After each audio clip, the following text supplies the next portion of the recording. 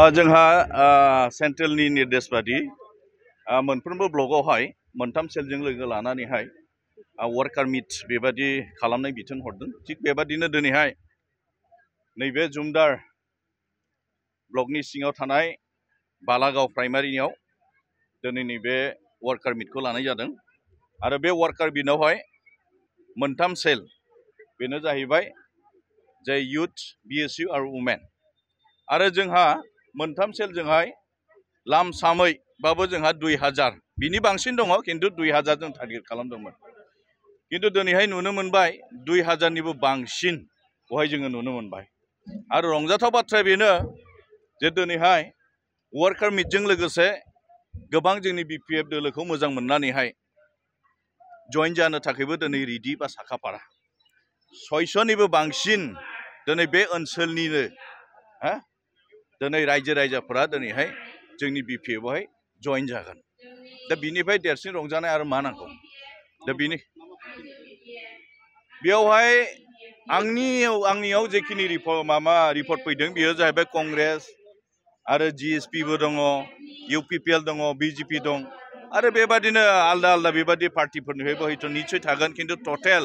मुजमा 600 होननानै आंनिसिम लिस्ट फैदों। दा बिनिखायनो बिथांमोन जायफोर जइन जागोन बिथांमोनखौबो आं बे नोंथांमोननि चेनेलजोंनो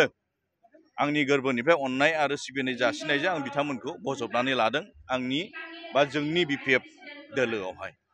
फैबाय थानाय बिटिसि बिसायख'थिनि थाखाय नोंथांमोना बेसेबां थियारि? दा देख नोंथांमोनाबो मिडिया हिसाबैहाय निश्चय नुबाय थादों मोनफ्रोमबो समस्थियाव दिनै जोंहा सरकार गैयाबाबो जों स्ट्रंलि जोङो दिनैहाय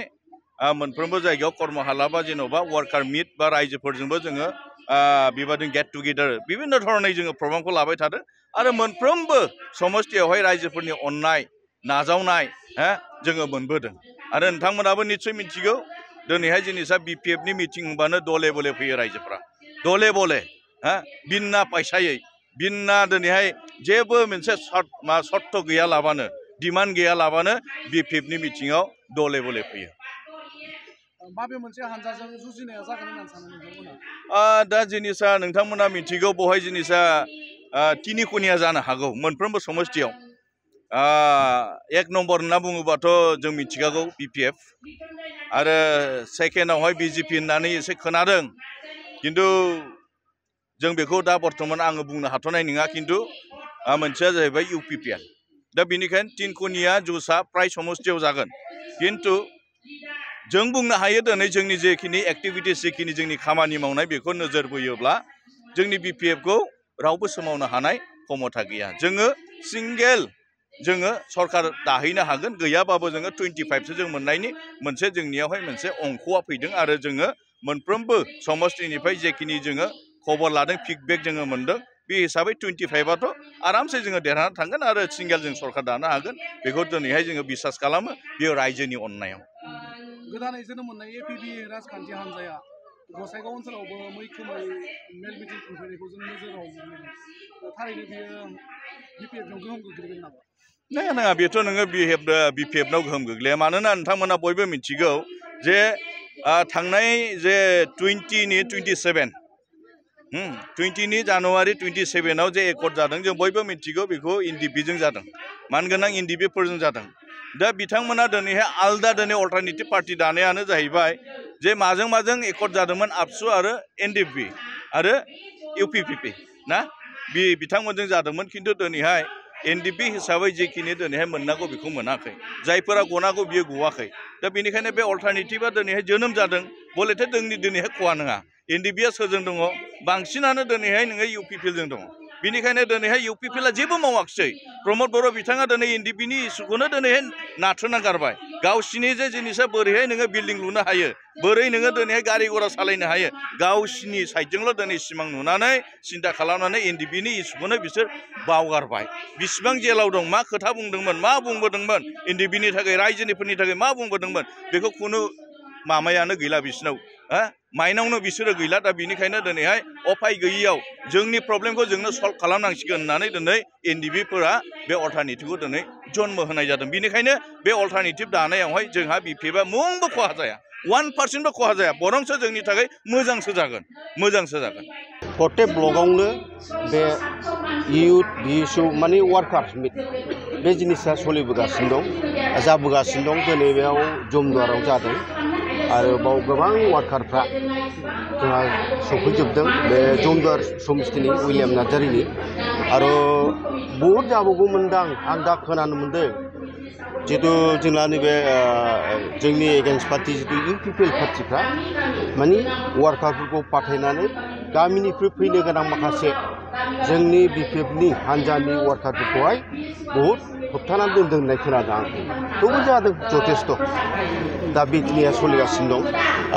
जाय हक जोंनावथ'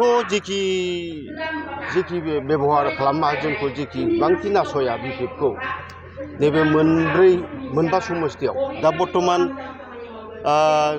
कसुगाव सराइबिल आरो जमदुवार जोंनि एसटि सिटआ मोनथाम बे एसटि सिटआव जोंखौ फेजेननो हानांगौनि माबाया दा बर्तमान खुनु हान्जा गैया आरोखि दिनैनि दिनाव आरो दा मोननैया जेनेरेल मोनसेया अपेन मोनसेया जेनेरेल सिट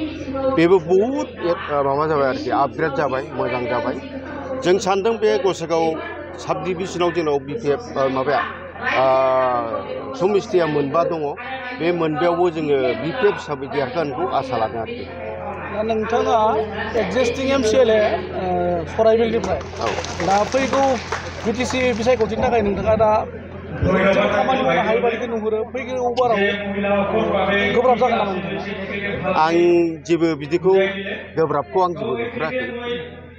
खारन सरकार गैयाबाथ' नोङो एमसिएलए जानानै बारा खामानि मावनो हाया खारन गिदिर जुदि स्किम मावनांगौबा बे जाबाय गभर्नमेन्टनि अनसुंथाइ नङाबा खुनु खामानिखौ मावनो हाया आं नुदों आंनि समस्तियाव बेबादि एथ' झामेला जानाय नङा खारन जेसेबां हादों आं पार्सनेलि बे खामानिखौ आं मावनो होगासिनो दं जेरै लामा गाज्रि जानाय बबेबाफोर दालां गाज्रि जानायखौ आं बेखौ रिपेयारिं खालामना होगासिनो दं आरो आं बिपिएफ सराइबिल हिसाबै आरोखि बिपिएफ हान्जाया खुबै गोख्रों आरो जोंनि बिपिएफ हान्जाया सराइबिलनिफ्राय खुनु दोरोदाखै साफा सानै बे लबिफोर थांदों बाखि जोंनाव दा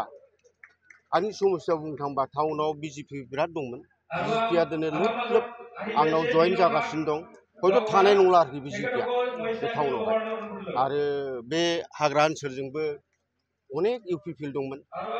अनेक माने जइन जाखोमागासिनो दं मथथे नैबे इलेक्सननि सिगां बहुद वार्कार फैबावगोन आरो जइन जाबावगोन आरोखि बेसेबांसो भटनि फारागथियाव देरहागोन होननानै नोंथाङा मिजिं खालामनानै दङ नेयाराव दं 5,000 बाराखौ बुंनानै लाब गैया आं थांनाय बोसोराव 4,500 एबाबाव देरहादोंमोन एबारबो आङो 5,000 एबाबाव देरहागोन बेखौ आं लाङो आरोखि